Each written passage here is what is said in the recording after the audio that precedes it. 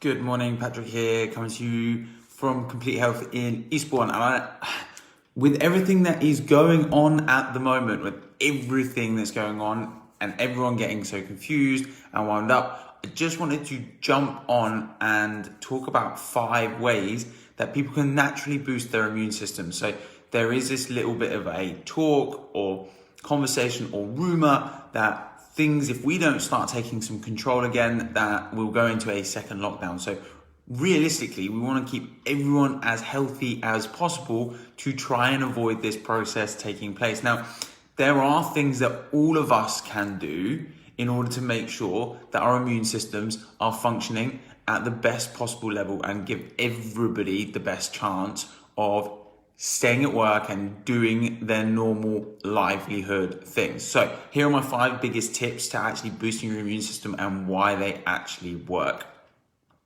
So number 1, making sure that you exercise regularly. Now, what we know is the immune system is directly linked with our nerve system. Now, when we actually go out and exercise, we start producing certain hormones such as serotonin. And these are feel-good hormones, and they actually boost up the way that our nerve system and our brain starts to function. And actually, good volumes of exercise have been linked to higher volumes of white blood cells in our blood. And these are the things that are going to fight off those nasty bacteria and viruses as they enter into our body.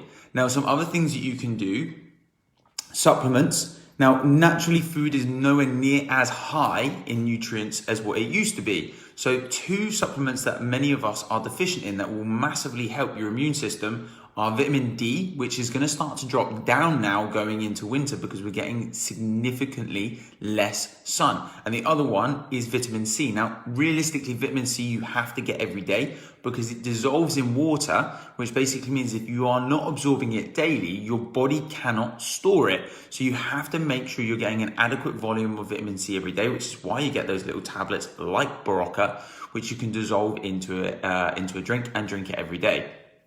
Number 3, making sure you've got adequate volumes of rest and recovery. So making sure you're sleeping well. Now, good sleep hygiene is really important. And I've done previous videos on this. And if you don't know how to set up your sleep hygiene, then I'd suggest going back over to YouTube and having a look. But trying to set up your day so you get really a minimum of 6 to 8 hours of sleep means that, again, your brain gets that chance to fully relax. And like I said a minute ago, our nerve system is directly linked in with our immune system. So if our nerve system is not getting that rest and recovery, then as a result, what we'll start to see is a drop in other areas. Now, that really brings us on to number 4, which is getting an adequate diet. Now, this actually can affect your sleep. It can also affect your exercise. It can also affect all the other things, because when people are not eating well, what tends to happen is it reflects in how they feel. They feel lethargic and tired and run down. Now, the reason being is you're not giving your body those nutrients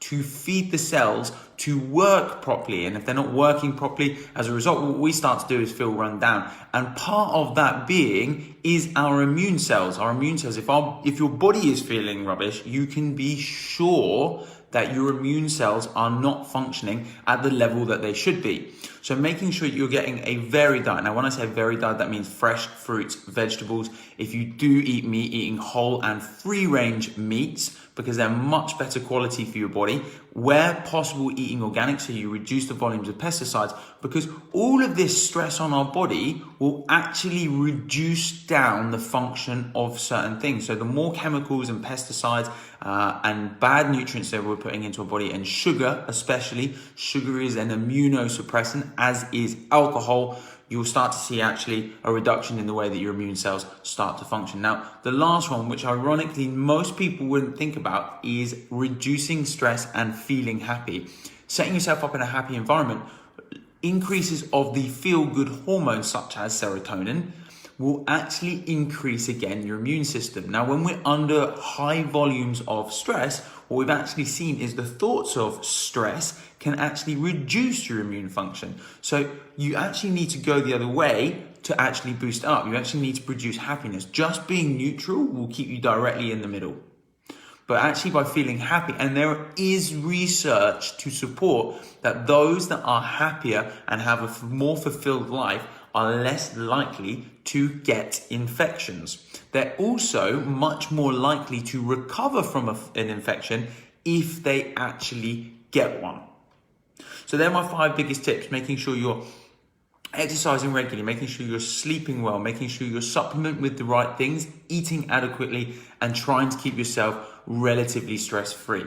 I've got tips for all of those different areas on our YouTube channel, which is Complete Health Eastbourne. So if you want any more information on what types of supplements should I be taking, what's an adequate diet, maybe you need some tips and hints, maybe you want to learn how to start doing some basic exercises to correct your posture, all of that is on our YouTube channel, which is Complete Health Eastbourne. Equally, if you want to have a little bit more detailed of understanding, then we also use our podcast, which is Coffee with the Chiropractor, which is hosted by myself, and that is on Spotify and iTunes. Until tomorrow, guys, I'll speak to you soon. Have a lovely Friday.